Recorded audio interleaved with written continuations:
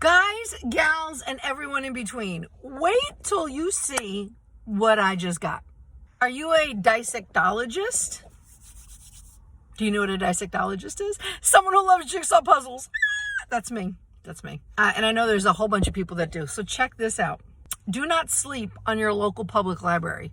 Don't sleep on Goodwill or Salvation Army either, or yard sales. Why am I saying don't sleep on it? Like literally, physically, don't sleep on it. But what I'm saying is, don't not go to those places if you're looking for jigsaw puzzles.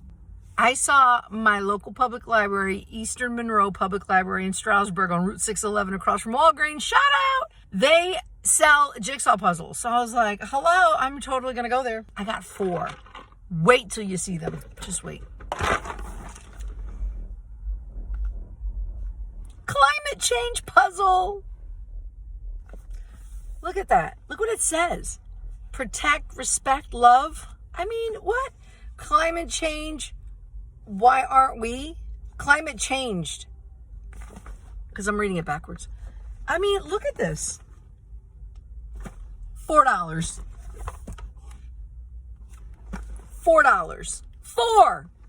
That's one. Then, look how beautiful. This is a foil puzzle. So it's going to look like that. It's so pretty. It's shiny. $2. 500 pieces. $2. So those are 500 pieces. Now watch this. Van Gogh. Oh my, 1,000 piece Van Gogh paintings for $3. $3. Can you tell I'm excited? I mean, look at this. And they have they sell a whole bunch of other ones, this company. But look, $3. This was probably my favorite one. Do I have to say anything else? The 80s, look. Oh my goodness, look at the 80s. Totally tubular. $2. $2. So I spent $11 on these 4